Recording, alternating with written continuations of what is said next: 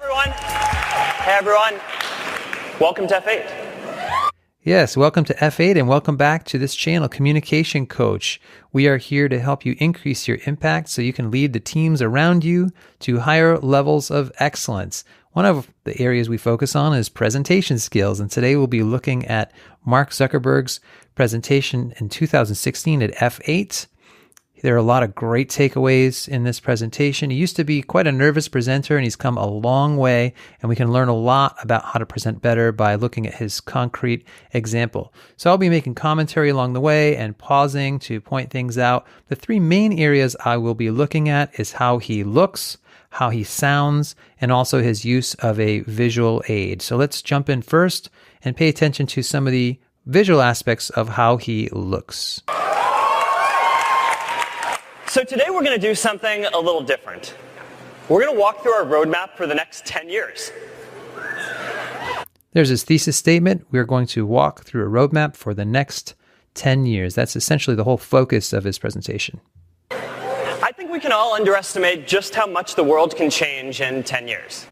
He looks genuinely happy to be there. He seems lighthearted, and even though he's talking about the future of his company, he seems excited about it, enthusiastic, and he's connecting well with listeners. He's doing that by looking directly into the audience. You'll notice that he's not looking at notes, or at least we can't tell if he is. He's certainly not holding any notes. And if he has screens stashed somewhere around the stage, you would never know it by how practiced he is. He really has prepared well for this. So he's able to make direct eye contact and have that warm facial expression to go along with it. Let's look now at some other visual aspects of how he comes across. Artificial intelligence will power all kinds of different services with better than human level perception. And we'll see the emergence of the next major computing platform in virtual and augmented reality. Probably also noticing here his gestures. That's another visual aspect of how he comes across. He has a really clear home base where he brings his hands together and loosely holds them together in what you might call a loose steeple or just a clasp of his hands. You'll notice that he's not interlacing his fingers, so he's not getting locked up. He's not wringing his hands or doing anything fidgety with them. He holds them loosely, and from this position here, right about abdomen level, he's able to gesture very comfortably in a very composed way to add emphasis to his ideas. Let's look at some of those gestures. These are all elements of our 10-year roadmap to connect the world. And each of these elements is in service of our mission. So he continues to come back to that home base there. He's not at it at this moment where we're pausing, but he just gestures very comfortably, nothing over-exaggerated, nothing too specific, just some general gestures from right about the abdomen level. If you don't know what to do with your hands, this is what to do. Just hold them loosely around, near your waist. Don't put them in your pockets, for example. Don't put them behind your back. Don't put your hands on your hips. All those things look a little strange. He's doing this quite well. What I want to do now is turn to how he sounds, and we'll be listening to the sound of his voice and his tempo. And why I care about it so much, and why I think that the work that we're all doing here together is more important now than it's ever been. He just gave a 3.5 second pause there, which when you're presenting, if you're a little bit nervous, that can seem like an eternity, but he's clearly signaling that he's finished with one major idea and he's moving on to another major idea. He's not in the middle of a list of details.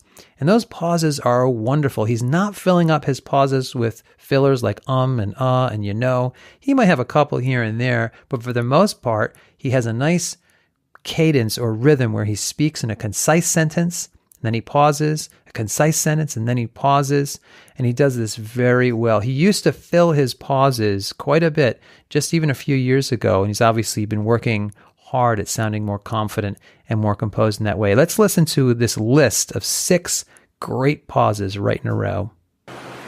We stand for connecting every person, for a global community, for bringing people together, for giving all people a voice, for a free flow of ideas and culture across nations. Fantastic series of pauses about what we stand for, as he says. They really punctuate his ideas quite well and help those ideas stand out and then sink into our minds as listeners. Continuing, by the way, to return to his home base for gestures, you may be noticing that, of course, even though we're not talking about it anymore here, he continues to gesture quite well from that home base. Next, let's move forward a little bit and talk about an excellent use of a visual aid that he uses a few minutes later. So that's why our 10-year roadmap is focused on building the technology to give everyone in the world the power to share anything they want with anyone. So here's a wonderful example of a visual aid. Give everyone the power to share anything with anyone. I love this visual aid. It's big, it's clear, it's simple. It helps him make his point.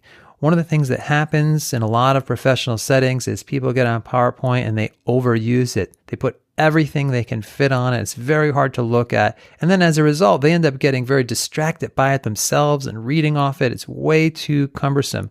One of the tips I like to give when I do coaching on presentation skills is that if you're working longer than just a couple of minutes on your visual aid, then you're wasting your time because you don't want to overthink it.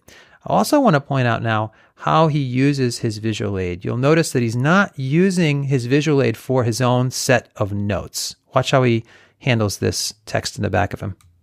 That's our goal. Now, let's look at the word everyone for a moment. Most people in the world, more than 4 billion people, are not even on the internet today. And we need to change this. He gestures back at the visual aid 4 times in a row, and the entire time he's looking at the audience. One of the worst habits that we have as presenters is that when we're talking about our visual aid, we tend to look back at it and then we get stuck there and locked in. And it doesn't really come across well because when we're doing that, we're not engaging with our listeners as we should. And I don't know exactly how long he practiced this. I imagine he practiced this for hours and hours.